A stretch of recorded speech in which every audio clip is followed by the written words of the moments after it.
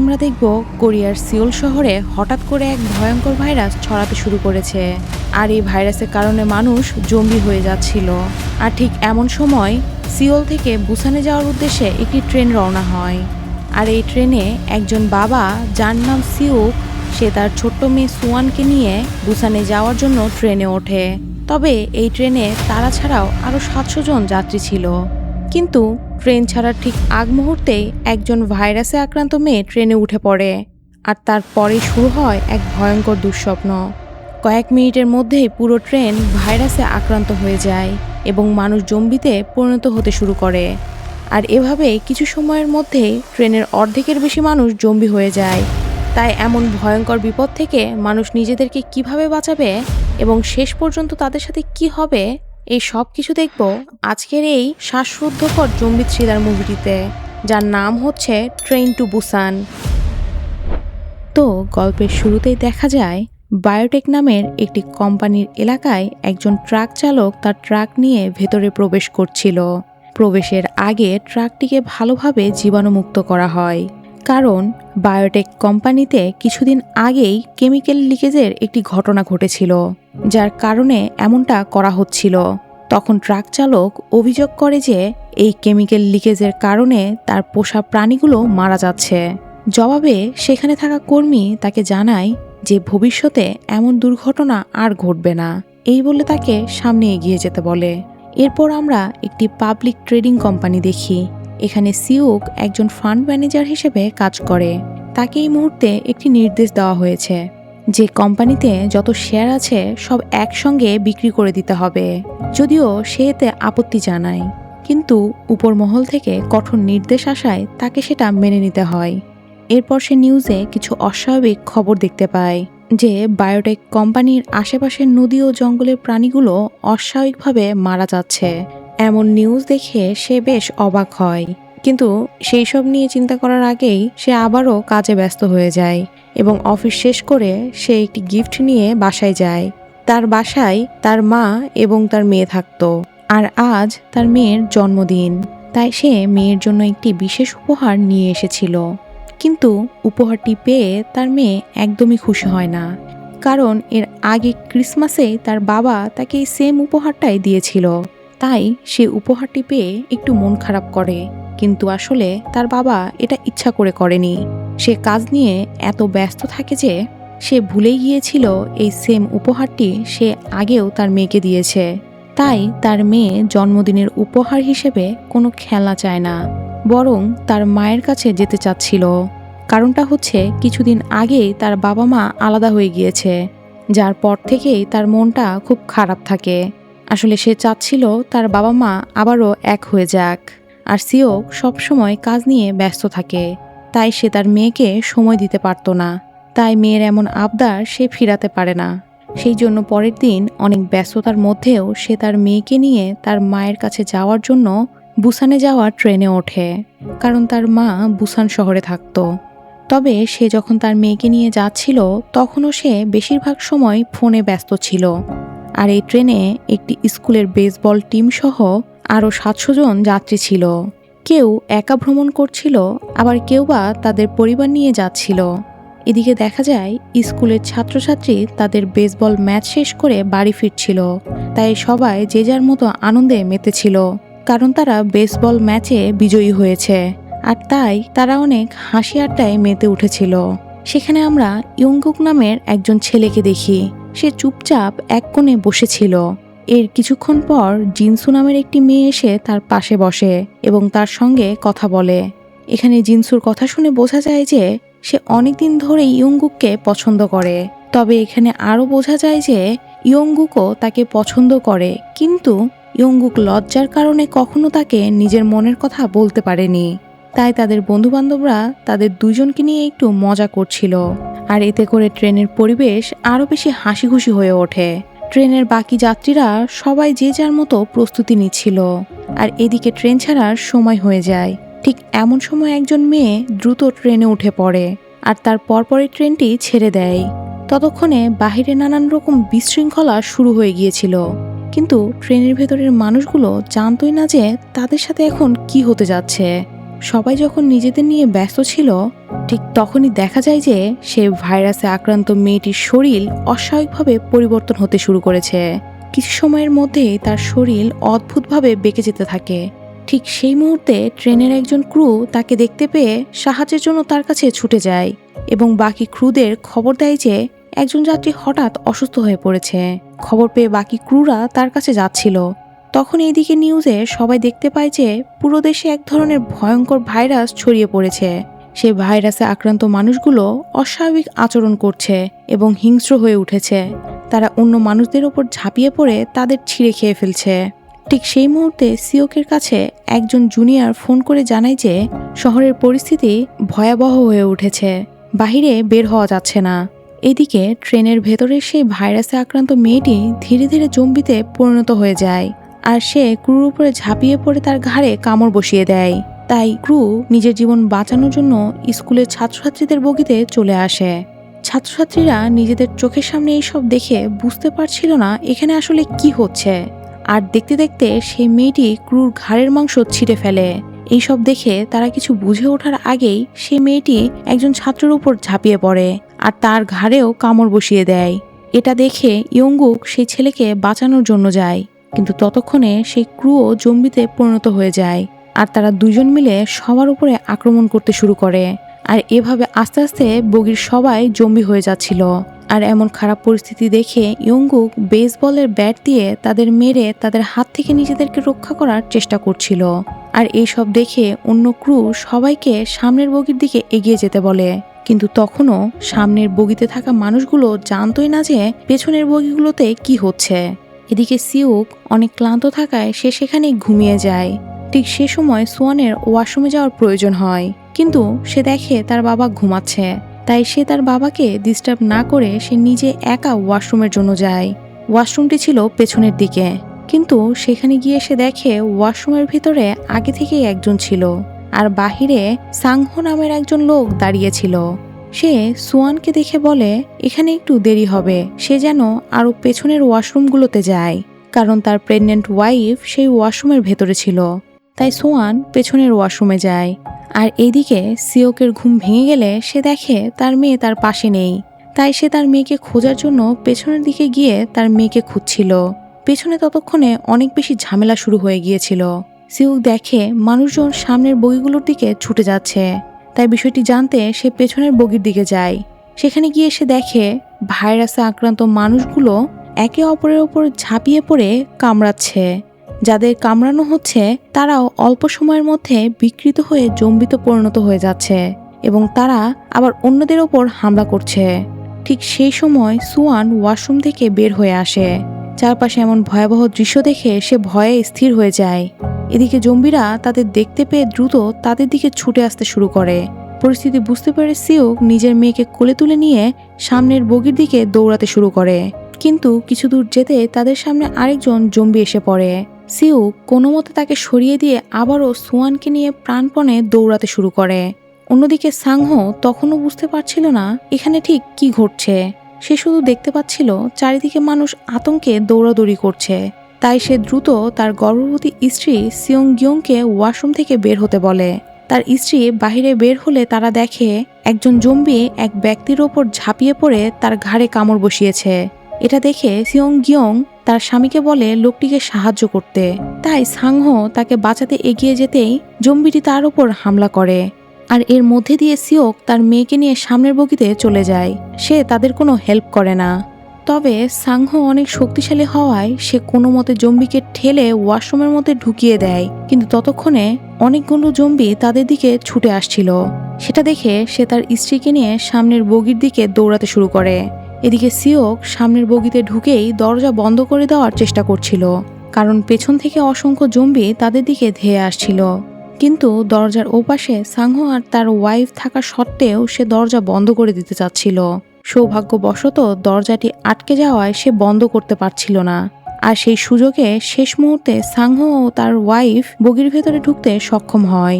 এরপর সবাই মিলে দ্রুত দরজাটি বন্ধ করে ফেলে, কিন্তু জম্বিগুলো দরজার উপর এমনভাবে আক্রমণ করছিল যে কোনো মুহূর্তে দরজাটি ভেঙে যেতে পারে। ঠিক তখনই সিওক বুঝতে পারে জম্বিগুলো মূলত চোখে দেখে শিকার খুঁজে বেড়াচ্ছে। তাই সে বলে যদি তারা ভেতরে কাউকে দেখতে না পায় তাহলে হয়তো তারা আর এমন করবে না। তার এই কথা শুনে সিয়ং ইয়ং দ্রুত দরজার কাছে পানি ছিটিয়ে তার উপরে খবরের কাগজ লাগিয়ে দেয়, যাতে জম্বিগুলো তাদেরকে দেখতে না পায়। কিন্তু এই সব কিছুতে সবাই অনেক ভয় পেয়ে যায়। তখন ইয়ংসুক নামের একজন লোক সামনে এগিয়ে এসে বলে এসব কি হচ্ছে, কিন্তু এখানে কেউ জানতো না আসলে কি ঘটছে বা কেন এভাবে মানুষ বদলে যাচ্ছে। এদিকে সাংহো সিওককে তাদের কাছে ক্ষমা চাইতে বলে, কারণ সে তাদের মৃত্যুর মুখে রেখে দরজা বন্ধ করে দিচ্ছিল। এই সব কথা শুনে সিওক বলে এখানে সবাইকে বাঁচানোর দায়িত্ব তার না। এ নিয়ে তাদের মধ্যে তর্ক শুরু হতে যাচ্ছিল। ঠিক তখনই সিয়ং ইয়ং তার স্বামীকে শান্ত করে। এর মধ্যে সবাই নিউজে দেখে যে পুরো দেশে মহামারী ছড়িয়ে পড়েছে। আর ওই সময়ই ট্রেনের ক্যাপ্টেন ঘোষণা করে যে সামনের স্টেশনে ট্রেন থামবে না, কারণ কন্ট্রোল রুম থেকে জানানো হয়েছে যে স্টেশনের পরিস্থিতি অত্যন্ত ভয়াবহ। এই কথা শুনে ইয়ংসুক রেগে গিয়ে ক্যাপ্টেনের সঙ্গে কথা বলে। সে বলে ট্রেনের মধ্যে মানুষ রাক্ষসের মতো হয়ে গেছে আর যে কোনো সময় তাদের উপরও হামলা হতে পারে। অন্যদিকে সিওকোর ফোনে তার মার কল আসে। তিনি জানান এখানকার পরিস্থিতি খুব খারাপ, তাই তারা যেন সাবধানে থাকে। কিন্তু কথা বলতে বলতে তার কণ্ঠস্বর জম্বিদের মতো হয়ে যায়। তখন সিওক বুঝতে পারে তার মাও জম্বিতে পরিণত হয়ে গিয়েছে। এমন পরিস্থিতিতে সে কিছু বোঝার আগেই ট্রেনে হঠাৎ একটি ঝাঁকুনি লাগে, কারণ তারা একটি স্টেশনে চলে এসেছিল। বাইরে দেখা যায় স্টেশনের অবস্থা ভয়াবহ। মানুষ প্রাণ বাঁচানোর জন্য আহাজানি করছে আর জম্বিরা তাদের উপর নির্মমভাবে হামলা চালাচ্ছে। এই দৃশ্য দেখে ট্রেনের ভেতরে সবাই ভয়ে ভেঙে পড়ে। এরপর নিউজে আবারও দেখানো হয় পুরো দেশের পরিস্থিতি নিয়ন্ত্রণের বাইরে চলে গিয়েছে। সরকার সবাইকে নিজ নিজ বাড়িতে থাকার নির্দেশ দেয় এবং জানায় এই সংকট মোকাবেলায় সর্বোচ্চ চেষ্টা চালানো হচ্ছে। এরপর যাত্রীরা আরও সামনের বগিগুলোর দিকে চলে যায়। তখন সুয়ান তার বাবাকে জানায় তার মায়ের ফোনে কল করলে সেটা বন্ধ দেখাচ্ছে। সিওকো তাকে সান্ত্বনা দিয়ে একটি সিটে বসতে বলে। সেখানে তাদের সঙ্গে দুই বৃদ্ধা বোনের দেখা হয়।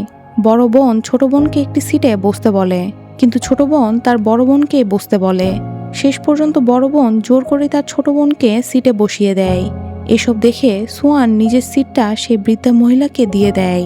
এতে তিনি খুব খুশি হয়ে সুয়ানকে আদর করেন।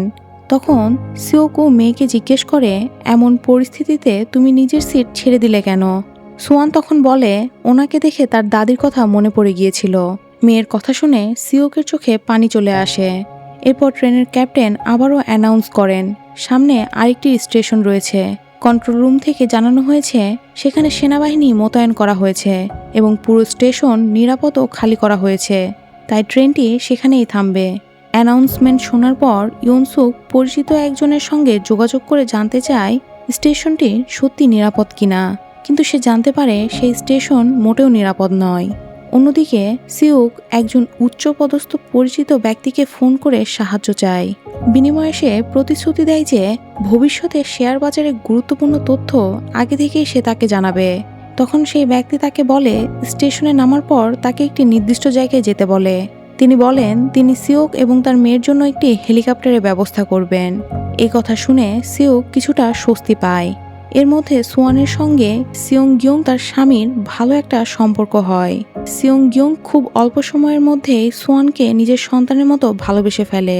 কিছুক্ষণ পর ট্রেনটি হাংদো স্টেশনে পৌঁছে যায়। পুরো স্টেশন অস্বাভাবিকভাবে ফাঁকা পড়ে আছে। এরপর সবাই ভয়ে ভয়ে ট্রেন থেকে নেমে পড়ে। এখানে দেখা যায় সেই স্কুল স্টুডেন্ট ইয়ংগুক এবং জিনসু সহ আরও কিছু স্টুডেন্ট এখনও বেঁচে ছিল। তারাও এই স্টেশনে নেমে পড়ে। এরপর সবাই একে একে স্টেশন থেকে বের হতে শুরু করে। ঠিক তখনই ট্রেনের ক্যাপ্টেন নিচে নেমে দেখতে পান ট্রেনের পেছনের বগিগুলো পুরোপুরি জম্বিতে ভরে গিয়েছে। সে সেটা দেখে ভয় পেয়ে যায়। সেই সময় ইয়নসুক ক্যাপ্টেনের কাছে এসে বলে পেছনের বগিগুলোকে আলাদা করে শুধু সামনের কয়েকটি বগি নিয়ে যেন দ্রুত বুসানের উদ্দেশ্যে রওনা দেওয়া হয়। কিন্তু ক্যাপ্টেন তখন তাকে জানায় এমন করার অনুমতি তার কাছে নেই। তখন ইয়ংসুক বলে সে একটি বড় কোম্পানির সিইও এবং তার নিজস্ব সূত্র থেকে জেনেছে এই জায়গাটা মোটেও নিরাপদ না। পুরো এলাকায় ভাইরাস ছড়িয়ে পড়েছে, তাই যত দ্রুত সম্ভব এখান থেকে বের হয়ে যেতে হবে। তার কথা শুনে ক্যাপ্টেন শেষ পর্যন্ত রাজি হন এবং অন্য যাত্রীদের ডাকতে চান, কিন্তু ইয়ংসুক তাকে বাধা দিয়ে বলে এত সময় তাদের হাতে নেই। তবুও ক্যাপ্টেন তার কথা না শুনে ক্যাপ্টেন এবং তার সহকারী অন্য যাত্রীদের খুঁজতে যান। এদিকে ততক্ষণে অনেক যাত্রী স্টেশনের বাইরে চলে যাচ্ছিল এবং পুরো স্টেশন জুড়ে সবাই ছড়িয়ে ছিটিয়ে যায়। অন্যদিকে সিওক তার মেয়ে সুয়ানকে নিয়ে অন্য একটি রাস্তা দিয়ে যেতে শুরু করে। তখন সুয়ান তার বাবাকে জিজ্ঞেস করে তারা কোথায় যাচ্ছে। সিওক তাকে জানায় তারা একটি নিরাপদ জায়গায় যাওয়ার চেষ্টা করছে। এই কথা শুনে সুয়ান সাংহো এবং সিয়ংগিয়ংকে জানাতে চায়। তখন সিওক তাকে থামিয়ে দেয়, কারণ সে জানতো তাদের নেওয়ার জন্য একটিমাত্র হেলিকপ্টার আসবে। কিন্তু এত মানুষ বিষয়টি জেনে গেলে কাউকে আর নিরাপদে সরিয়ে নেওয়া সম্ভব হবে না। এই বলে সে যখন তার মেয়েকে নিয়ে যাচ্ছিল তখন তাদের সামনে একজন হোমলেস মানুষ চলে আসে। সে আসলে ট্রেনে এবং রাস্তায় থাকতো, তাই তার পোশাক আশাকও খুব একটা ভালো ছিল না। সে এসে সিওককে বলে সে যেখানে যাচ্ছে তাকেও সেখানে নিয়ে যেতে, কারণ সিওক যখন ফোনে কথা বলছিল তখন সে তার কথা শুনে ফেলেছিল। কিন্তু প্রথমে সিওক তাকে নিয়ে যেতে রাজি হয় না।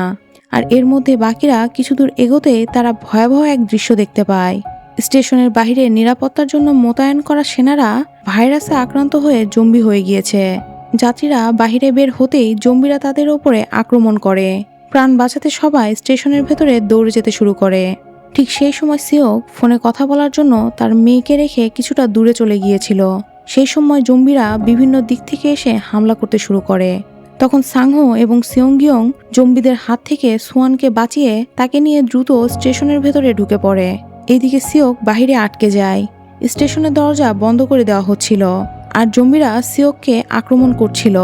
তখন সাংহো চিৎকার করে তাকে দ্রুত ভেতরে আসতে বলে। শেষ মুহূর্তে কোনোভাবে সিওক ভেতরে ঢুকে পড়ে। এরপর সবাই মিলে প্রাণপণে দরজাটি চেপে ধরে রাখে, কিন্তু জম্বি সংখ্যা এতটা বেশি ছিল যে দরজাটি ধরে রাখা প্রায় অসম্ভব হয়ে পড়ছিল। এদিকে কিছু মানুষ প্রাণ বাঁচাতে ট্রেনে ফেরার চেষ্টা করছিল। ঠিক সেই সময় কয়েকজন যাত্রী আতঙ্কে ভুল করে ট্রেনের সেই বগির দরজা খুলে ফেলে যেগুলোতে জম্বিরা আটকে ছিল।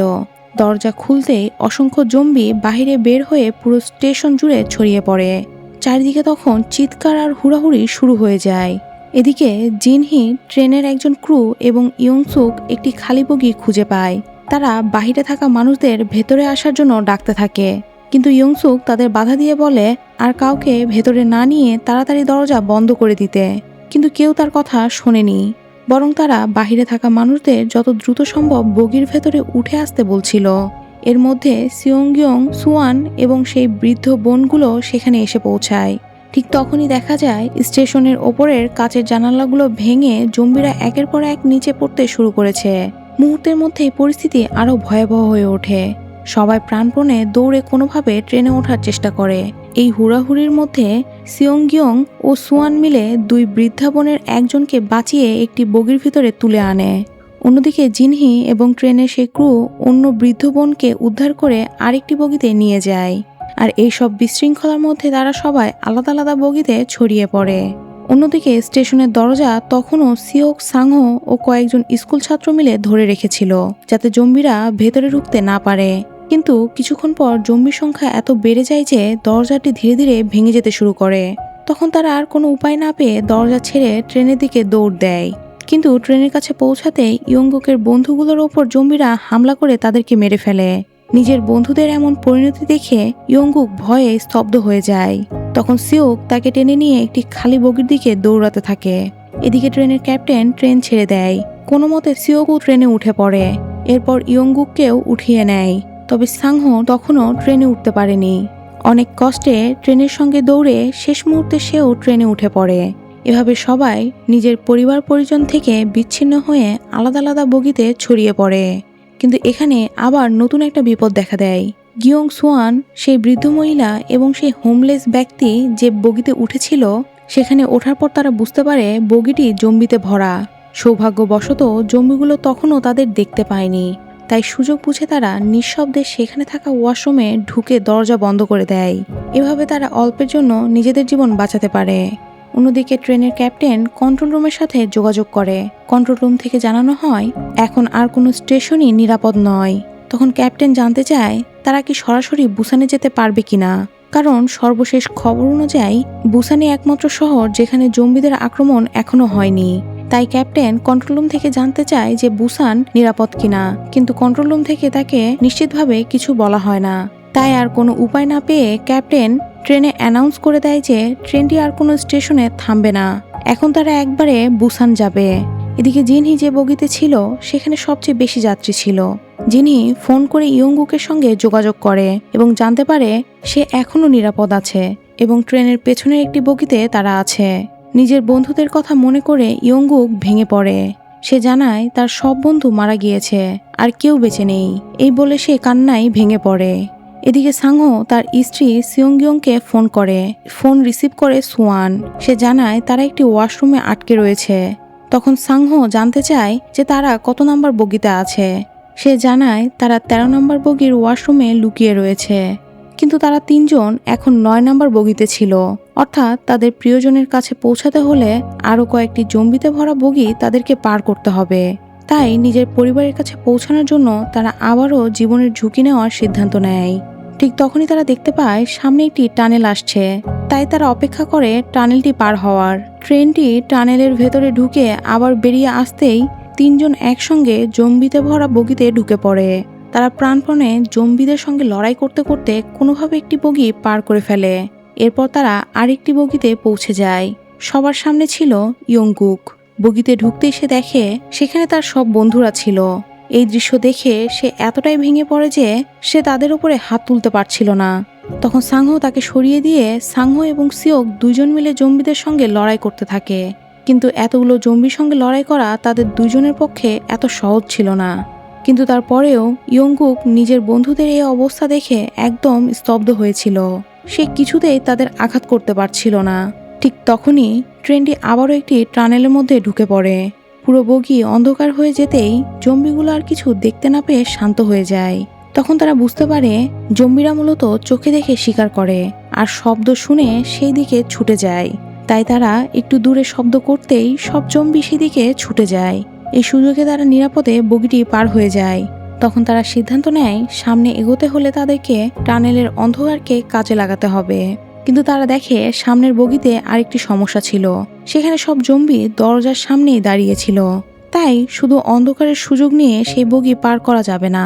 তখন সিওকের মাথায় একটি প্ল্যান আসে। সে সাংহোর ফোনে নিজের নাম্বার সেভ করে রাখে। এরপর ট্রেনটি আরেকটি টানেলে ঢুকতেই সে ফোনটি বগির এক কোণে ছুঁড়ে ফেলে এবং নিজের ফোন থেকে কল করে। ফোনের রিং বাজতেই সব জম্বি সে শব্দের দিকে ছুটে যায়। সেই সুযোগেই তারা নিরাপদে বগিটি পার হয়ে যায়। অবশেষে অনেক কষ্টের পর তারা তাদের পরিবারের কাছে পৌঁছে যায়। কিন্তু ঠিক সেই মুহূর্তে টানেল শেষ হয়ে যায়। তখন তারা দেখে সামনে থাকা পরের বগিটিও অসংখ্য জম্বিতে ভরা। এমন অবস্থা দেখে তারা দ্রুত পাশের একটি ওয়াশরুমে ঢুকে দরজা বন্ধ করে দেয় এবং পরবর্তী টানেল আসার অপেক্ষা করতে থাকে। এই সময় সাংহো আর সিওকের মধ্যে সম্পর্কটা অনেকটা স্বাভাবিক হয়ে আসে। সাংহো সিওককে জিজ্ঞেস করে সে কি তার মেয়েকে যথেষ্ট সময় দিতে পারে কিনা, কিন্তু সিওক কোনো উত্তর দেয় না। তখন সাংহো হালকা হেসে বলে, বাবারা কেন পরিবারকে সময় দিতে পারে না সেটা একমাত্র বাবারাই বোঝে। এই কথা শুনে সিওক চুপ করে থাকে। আর এই সব কথাবার্তার মাধ্যমে তাদের মধ্যে একটি ভালো সম্পর্ক তৈরি হয়ে যায়। এইদিকে ইয়ংগুক ট্রেনের রুট ম্যাপে দেখে বলে সামনে আরেকটি টানেল আছে। তাই তারা সিদ্ধান্ত নেয় সেই টানেলের অন্ধকারের সুযোগ নিয়ে পরের বগিটি পার করবে। তাই ইয়ংগুক তার প্রেমিকা জিনসিকে একটি মেসেজ পাঠিয়ে জানায় যে তারা আর মাত্র একটি বগি দূরে আছে। খুব শীঘ্রই তারা তাদের কাছে পৌঁছে যাবে। মেসেজটি পেয়ে জিনসি স্বস্তি পায় এবং আনন্দে সবাইকে জানায় যে তার বন্ধুরা এই বগিতে আসার চেষ্টা করছে। কিন্তু ইয়ংসুক বিষয়টা জানার পর সবাইকে উল্টো বোঝাতে শুরু করে যে বাহির থেকে যারা আসছে তাদের মধ্যে কেউ যদি ইনফেক্টেড থাকে তাহলে এই বগিতে থাকা সবাই বিপদে পড়বে। তার কথায় ভয় পেয়ে অনেক যাত্রী সিদ্ধান্ত নেয় যেভাবেই হোক তাদেরকে এই বগিতে ঢুকতে দেওয়া যাবে না। কিছুক্ষণ পর ট্রেনটি আবারও একটি টানেলের মধ্যে ঢুকে পড়ে। পুরো ট্রেন অন্ধকার হয়ে যেতেই তারা ওয়াশরুম থেকে বেরিয়ে সামনে এগোতে শুরু করে। কিন্তু এবার পরিস্থিতি আগের চেয়েও ভয়াবহ ছিল। এই বগিতে জম্বি সংখ্যা অনেক বেশি ছিল। তার উপরে সিয়ংগিয়ং গর্ভবতী ছিলেন এবং সুয়ান ছিল ছোট্ট একটি মেয়ে। তাই সবাইকে নিয়ে নিরাপদে এগিয়ে যাওয়া প্রায় অসম্ভব হয়ে পড়বে। ঠিক তখনই সিওকের মাথায় একটি বুদ্ধি আসে। সে দেখে বগির 2 পাশে যাত্রীদের ব্যাগ রাখার জন্য উপরে লাগেজ জ্যাক রয়েছে। তাই তারা সিদ্ধান্ত নেয় নিচ দিয়ে না গিয়ে লাগেজ জ্যাকের ওপর দিয়ে ধীরে ধীরে সামনে এগোবে। তাই সবাই খুব সাবধানে একে একে করে নিঃশব্দে এগিয়ে যেতে শুরু করে। সামান্য শব্দ হলেই জম্বিরা তাদের অবস্থান টের পেয়ে যাবে। তাই শ্বাসরুদ্ধকর সেই মুহূর্তে তারা কোনো রকমে পুরো বগিটি পার হয়ে যায়। কিন্তু নিচে নেমে পরের বগির দরজার সামনে পৌঁছাতেই তারা দেখে দরজাটি ভেতর থেকে শক্ত করে বন্ধ করে রাখা হয়েছে। তখন সাংহো এবং সিওক দুজন মিলে দরজাটি বন্ধ করে জম্বিদের আটকে রাখার চেষ্টা করছিল, কিন্তু জম্বির সংখ্যা এত বেশি ছিল যে তারা কোনোভাবে দরজাটি পুরোপুরি বন্ধ করতে পারছিল না। অন্যদিকে ইয়ংগুক তার বেসবল ব্যাট দিয়ে সামনে থাকা দরজাটি ভাঙার চেষ্টা করছিল। ঠিক সেই সময় একটি জম্বি সাংহোর হাতে কামড় বসিয়ে দেয়। কামড় খাওয়ার পর সে সিওককে বলে তার স্ত্রী সিয়ংগিয়ংকে এবং তার সন্তানের যেন সে খেয়াল রাখে। এরপর সে সিওককে সবাইকে নিয়ে সামনে যেতে বলে। প্রথমে সিয়ংগিয়ং কোনোভাবে নিজের স্বামীকে ফেলে যেতে রাজি হচ্ছিল না, তাই সিওক জোর করে তাকে টেনে নিয়ে সামনে এগিয়ে যায়। এদিকে সাংহো একাই নিজের সমস্ত শক্তি দিয়ে দরজার ওপাশে থাকা জম্বিদের আটকে রাখার চেষ্টা করছিল। এদিকে ইয়ংগুক দরজা ভাঙার চেষ্টা করছিল, কারণ দরজাটি ওই পাশ থেকে সবাই টাইট করে বেঁধে রেখেছিল। কিছু সময় চেষ্টার পর ইয়ংগুক দরজা ভেঙে ফেলতে পারে, আর সে সামনে এগিয়ে যেতেই ইয়ংসুক আবারও আরেকটি দরজা বন্ধ করে দেওয়ার চেষ্টা করে। তখন সিওক ও ইয়ংগুক অনেক কষ্টে তাকে সরিয়ে বগির ভেতরে ঢুকে পড়ে, কিন্তু এই বিশৃঙ্খলার মধ্যে সেই বৃদ্ধা মহিলা আর ভেতরে আসতে পারেনি। তখন ছোট বোনের চোখের সামনেই জম্বিরা তার বড় বোনের ওপর ঝাঁপিয়ে পড়ে তাকে মেরে ফেলে। বগির ভেতরে ঢুকেই সিওক রাগে ইয়ংসুকে ঘুষি মেরে বলে সে যদি এমন না করত তাহলে এতগুলো মানুষ প্রাণ হারাতো না। কিন্তু ইয়ংসুক উল্টো সবাইকে বলতে শুরু করে সিওক ইনফেক্টেড হয়ে গিয়েছে, সে যে কোনো সময় জম্বিতে পরিণত হয়ে যেতে পারে। তার কথায় আতঙ্কিত হয়ে বগির বেশিরভাগ যাত্রী তাদের বিরুদ্ধে চলে যায় এবং সবাই তাদেরকে সেই বগি থেকে বের হয়ে যেতে বলে। তখন ট্রেনের ক্রু তাদেরকে সামনের বগিতে চলে যেতে বলে। এই বলে তারা তাদেরকে সামনের বগিতে পাঠিয়ে দেয়, আর তাদেরকে পাঠানোর পর তারা দরজাটি আবারও শক্ত করে বেঁধে ফেলে, যাতে তারা আর এই বগিতে ফিরে আসতে না পারে। এইদিকে দুই বৃদ্ধা বোনের মধ্যে যিনি বেঁচে ছিলেন তিনি এক কোণে চুপচাপ বসেছিলেন। নিজের চোখের সামনে বড় বোনকে হারানোর শোক সে কোনোভাবেই মেনে নিতে পারছিল না, তাই সে অনেক বেশি ভেঙে পড়েছিল। ঠিক তখনই তিনি দেখতে পান জম্বিতে পরিণত হয়ে তার বোন দরজার ওপাশে দাঁড়িয়ে আছে। সেই দৃশ্য দেখে তিনি আরো বেশি ভেঙে পড়েন। কেউ কিছু বুঝে ওঠার আগেই তিনি ধীরে ধীরে জম্বিতে ভরা বগির দরজার দিকে এগিয়ে যান। ইয়ংসুক বিষয়টি বুঝতে পারলেও ততক্ষণে অনেক দেরি হয়ে গিয়েছিল। বৃদ্ধা দরজা খুলে দেয়। দরজা খুলতেই অসংখ্য জম্বি মুহূর্তের মধ্যে বগির ভেতরে ঢুকে পড়ে। আতঙ্কে চারিদিকে সবাই ছোটাছুটি শুরু করে, পালানোর চেষ্টা করে, কিন্তু তারা আগে সামনের দরজাটি শক্ত করে বেঁধে রেখেছিল, ফলে আর বের হওয়ার কোনো পথ ছিল না। তাই কয়েক সেকেন্ডের মধ্যেই পুরো বগি জম্বিতে ভরে যায়, আর সেখানে থাকা প্রায় সবাই জম্বিদের ভয়ঙ্কর আক্রমণের শিকার হয়। এদিকে সিওকরা সামনের বগিতে আসার জন্য তারা প্রাণে বেঁচে যায়। এদিকে সিওক তার মেয়ে সুয়ানকে শান্ত করার চেষ্টা করে। সে তাকে বলে ভয় পেও না, আমি তোমাকে নিরাপদে তোমার মায়ের কাছে নিয়ে যাব। এরপর সিওক তার স্ত্রীকে ফোন করে, কিন্তু তার ফোন বন্ধ পায়। তখন তার অফিসের একজন জুনিয়রের কল আসে। সে তাকে জানায় তারা যে শেয়ারগুলো বিক্রি করে দিয়েছিল এতে করে বায়োটিক কোম্পানির অনেক ক্ষতি হয়েছিল, তাই বায়োটিক কোম্পানি এই ভাইরাস পুরো শহরে ছড়িয়ে দিয়েছে। এই কথা শুনে সিওক খুব অবাক হয়ে যায়। সে বুঝতে পারে প্রত্যক্ষভাবে না হলেও এই ঘটনার সঙ্গে তাদের একটা সম্পর্ক রয়েছে। এখন সেই সিদ্ধান্তর ভার সিওকের ভেতরটা ধীরে ধীরে কুড়ে খাচ্ছিল। এরপর ট্রেনটিতে আবারও একটি জরুরি ব্রেক করা হয়, কারণ সামনের রেল লাইনের ওপর একটি ট্রেন লাইনচ্যুত হয়ে উল্টে পড়েছিল, ফলে সেই পথ দিয়ে আর সামনে এগিয়ে যাওয়া সম্ভব ছিল না। তখন ট্রেনের ক্যাপ্টেন সবাইকে জানায় যে এই ট্রেন আর সামনে যেতে পারবে না, তাই সবাইকে ট্রেন থেকে নেমে অন্য একটি ট্রেনে উঠতে হবে। তিনি বলেন তিনি আগে নেমে দ্বিতীয় লাইনে একটি ট্রেন নিয়ে আসবেন। এরপর সবাই যেন সেখানে গিয়ে উঠে পড়ে। একথা বলে ক্যাপ্টেন ভয়ে ভয়ে একা ট্রেন থেকে নেমে অন্য একটি ট্রেন খুঁজতে শুরু করে। কিছুক্ষণ খোঁজার পর তিনি একটি ট্রেনের ইঞ্জিন খুঁজে পান এবং সেটি চালু করার ব্যবস্থা করেন। অন্যদিকে সিওক সবাইকে নিয়ে ট্রেন থেকে নেমে ক্যাপ্টেনের বলা সেই ট্রেনের দিকে যাওয়ার পথ খুঁজতে শুরু করে। এদিকে দেখা যায় ইয়ংসুক এবং ট্রেনের সেই ক্রু একটি ওয়াশরুমে লুকিয়েছিল। তারা ক্যাপ্টেনের অ্যানাউন্সমেন্ট শোনার পর বাইরে বের হওয়ার সিদ্ধান্ত নেয়, কিন্তু দরজার বাহিরে ইয়ংসুক দেখে পুরো বগি জম্বিতে ভরে আছে। তখন ইয়ংসুক চালাকি করে ক্রুকে বলে রাস্তা পরিষ্কার আছে, আপনি আগে যান। তখন ক্রু দরজা খুলে বাহিরে উকি দিতেই ইয়ংসুক তাকে জোরে ধাক্কা দিয়ে জম্বিদের দিকে ফেলে দেয়। মুহূর্তের মধ্যে জম্বিরা তার উপরে ঝাঁপিয়ে পড়ে। সেই সুযোগে ইয়ংসুক দ্রুত ট্রেন থেকে বেরিয়ে পালিয়ে যায়, তবে পালানোর সময় সে দরজা খোলা রেখে চলে যায়। ফলে বগির ভেতরে আটকে থাকা সব জম্বি একে একে বাহিরে বের হয়ে আসতে শুরু করে। অন্যদিকে সিওকরা অন্য ট্রেনে যাওয়ার পথ খুঁজছিল। ঠিক তখনই বিপরীত দিক থেকে আগুনে জ্বলন্ত একটা ট্রেন নিয়ন্ত্রণ হারিয়ে তাদের ট্রেনের সাথে সজোরে ধাক্কা লাগে। প্রচণ্ড ধাক্কায় ট্রেনের বগিগুলো উল্টে যায় এবং সিওক সহ সবাই ট্রেনের নিচে চাপা পড়ে। কিন্তু ট্রেনের নিচে চাপা পড়ার পরেও তাদের কারো কোনো ক্ষতি হয় না। এরপর অনেক কষ্টে সিওক বাহিরে বের হওয়ার একটি পথ খুঁজে পায়। প্রথমে সে নিজের মেয়ে সুয়ানকে নিরাপদে বের করে আনে। এরপর সিওংগিয়ংকে বের করার চেষ্টা করতে গেলে ঠিক সেই মুহূর্তে উল্টে থাকা ট্রেনের জানালা ভেঙে অসংখ্য জম্বি তাদের দিকে ঝাঁপিয়ে পড়তে শুরু করে।